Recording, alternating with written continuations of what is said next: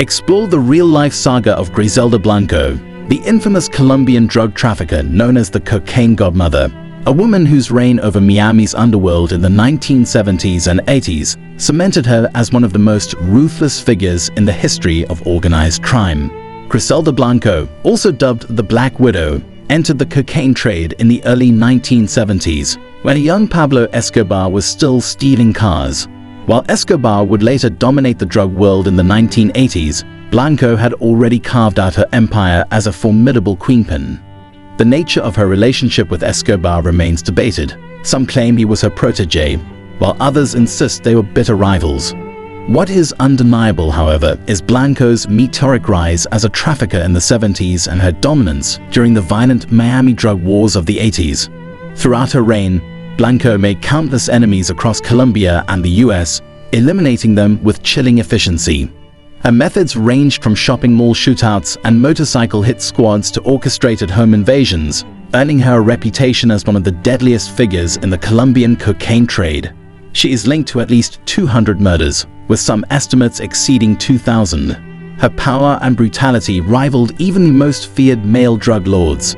Beyond a violent rule, Blanco indulged in lavish luxuries. She lived in a Miami Beach mansion, owned diamonds allegedly purchased from Argentina's First Lady Eva Perón, and amassed a multi-billion-dollar fortune. An astonishing achievement for someone who grew up in the poverty-stricken streets of Cartagena, Colombia. The making of a criminal empire. Born in 1943, Griselda Blanco was exposed to crime from an early age. Fleeing domestic abuse, she survived by pickpocketing and working as a prostitute. By 13, she was already transforming her criminal activities into a lucrative enterprise. Her first husband, Carlos Trujillo, smuggled undocumented immigrants into the US, but their union ended in bloodshed. Blanco orchestrated his murder, marking the first of 3 husbands she would eliminate. Her second husband, Alberto Bravo, introduced her to the cocaine trade in the early 1970s. Together, they moved to Queens, New York, establishing a direct cocaine pipeline from Colombia and even undermining the Italian mafia's grip on the market.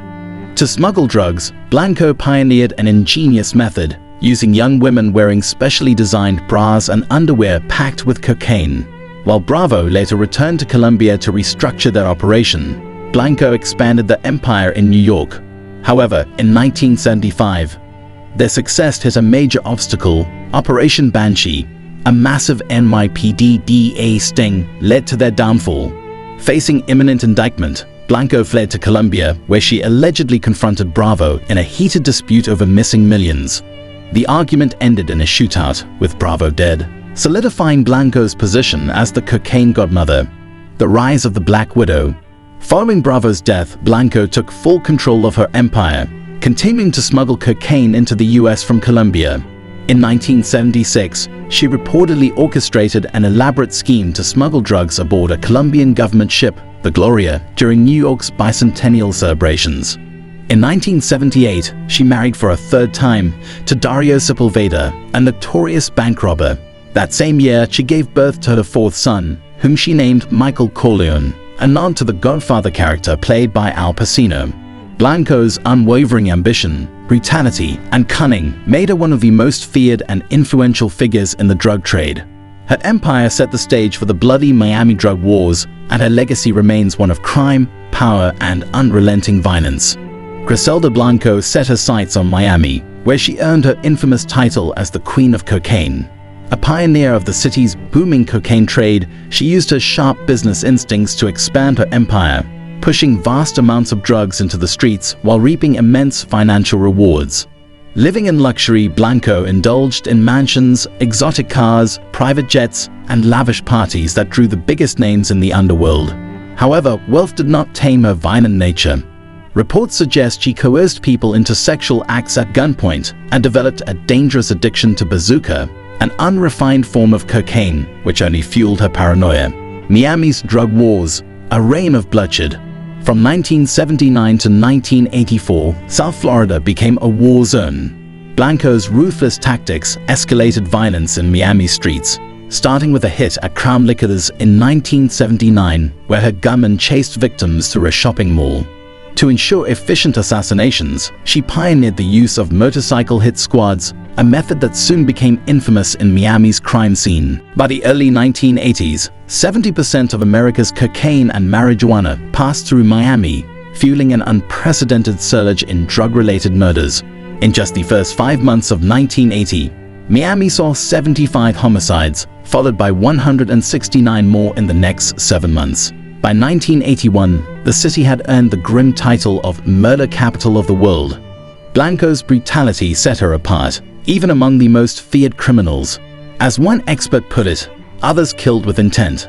Blanco killed first and asked questions later. Her top hitman, George "Rivi" Ayala, revealed that when Blanco ordered a hit, she demanded everyone nearby be killed, including innocent bystanders, women, and children. Failure to pay debts resulted in swift executions of both the debtor and their family. Any sign of disrespect? A death sentence. The fall of La Madrina. In late 1983, Blanco's third husband, Dario Sepulveda, crossed her, kidnapping their son, Michael Corleone, and fleeing to Colombia. But he could not escape her wrath. Blanco allegedly sent hitmen disguised as police officers to gun him down, forcing their young son to witness the execution. This assassination ignited a violent feud with Sepulveda's brother Paco, but for Blanco it was merely another obstacle to be eliminated. At the height of her power in the 1980s, Griselda Blanco controlled a billion-dollar empire, leaving behind a legacy of terror, betrayal, and bloodshed. Griselda Blanco's downfall and final days. At the height of her empire, Griselda Blanco trafficked 3,400 ounces of cocaine into the US every month, but by 1984, her violent past began to catch up with her. Among those seeking revenge was Jamie Bravo, nephew of her slain second husband, Alberto Bravo. He stalked Miami shopping malls, waiting for the perfect moment to strike. Despite the numerous enemies hunting her, Blanco escalated tensions further by ordering the execution of her drug supplier, Marta Shiriaga Ochoa, after refusing to pay a $1.8 million debt.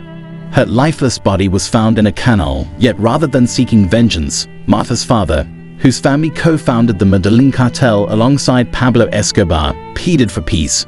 Meanwhile, Blanco was also under intensifying DEA surveillance.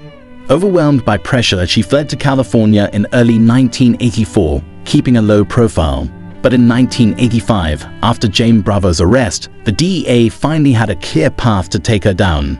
That year, at age 42, Blanco was arrested and sentenced to nearly 20 years in prison for drug trafficking. A bold plan from behind bars.